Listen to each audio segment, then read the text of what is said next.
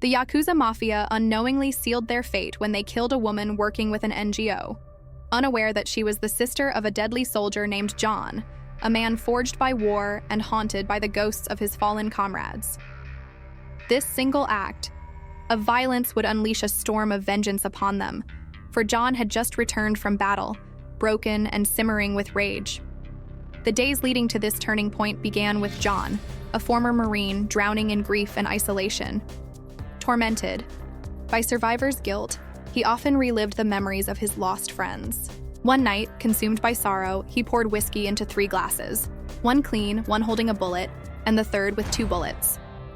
As he played a morbid game of Russian roulette, counting the names of his fallen brothers, he stopped at the 3rd glass. He drank it, loaded the 2 bullets into his revolver, and pulled the trigger on himself. The gun jammed. Death had passed him by. John remained locked in his room, numbing himself with alcohol. One day, as he ran out of liquor, he went to a nearby store. While browsing, 2 armed robbers burst in.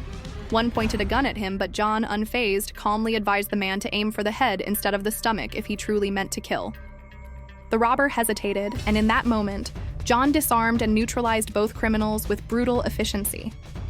But victory brought no peace. The store faded away, and he was hurled into a vivid war flashback. Gunfire, screams, and blood flooded his mind. That night, he couldn't sleep. It felt as if something heavy was crushing his chest.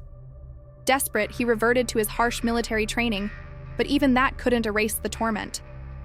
His rage boiled over, and he punched the wall until his fists bled. The next morning, still hungover and emotionally wrecked, he was startled by loud knocking. It was Cindy, his younger sister, who he had forgotten to pick up from the airport. She had come to attend a wedding before heading back to Brazil, where she worked in dangerous regions helping the underprivileged. John disapproved of her line of work, but he knew arguing would get him nowhere. As she prepared to leave, she discovered he had replaced his prescribed medication with chewing gum. Disappointed, she walked out. A few days later, tragedy struck. In Brazil, 2 local officers, Catrino and Paulo, found Cindy severely injured on a beach. Her body bore signs of a violent assault. The news spread fast due to her American citizenship. John was informed immediately and without delay boarded a flight to Rio de Janeiro. Meanwhile, in Brazil, officers Tiago Santo and Carlo Barraro were working on tracking armed smugglers. Catrino and Paulo joined them in the investigation. However, Catrino strongly objected to Santo's violent interrogation methods.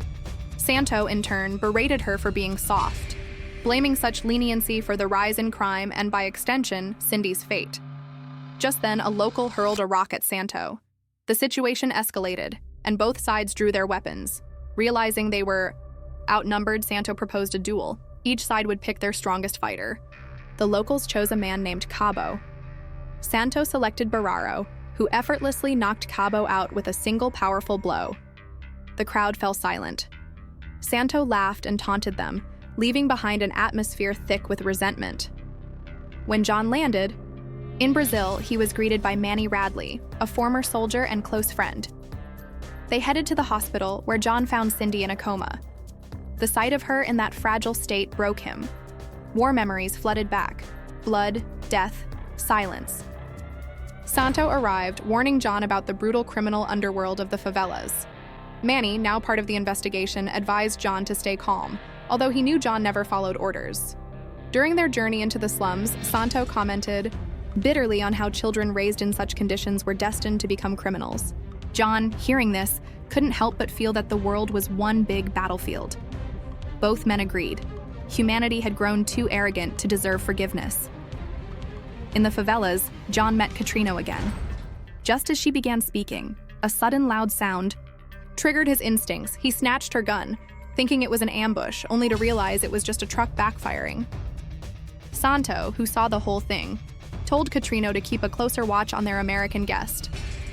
Later, Catrino revealed the grim reality of life in the slums. No funding for schools or hospitals, and drug cartels paid the salaries of the locals.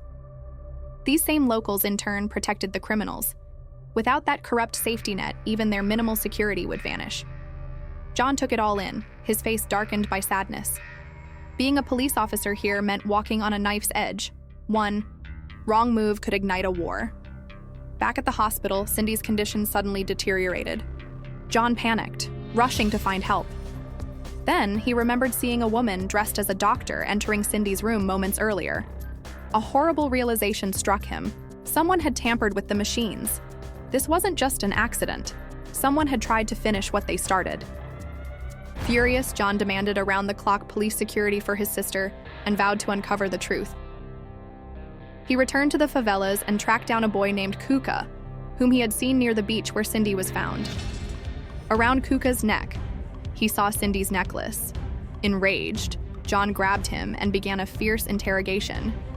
But Kuka and his friends fought back. They had no idea who they were dealing with. In seconds, John subdued them all. Even when Kuka pulled a knife, John turned it against him. Grabbing the boy by the collar, he demanded answers. But the language barrier stood in the way. Kuka didn't understand English. Just as John was about to explode again, Katrina arrived and diffused the situation. She explained that Cindy and Kuka's family had a strong bond. The necklace was a gift, a symbol of friendship between Cindy and Kuka's sister, Maria. Katrina then delivered another bombshell. Maria had also been kidnapped. This revelation struck John like lightning. Now it wasn't just about his sister, it was about innocent lives being caught in a web of cruelty. The enemy wasn't random criminals. It was something far more organized and malicious. The pieces were slowly falling into place, and John was now on a path that would lead him deep into the heart of darkness. Fueled by guilt, grief, and a thirst for justice, he was ready to hunt down everyone responsible. The war hadn't ended. It had just found a new battlefield.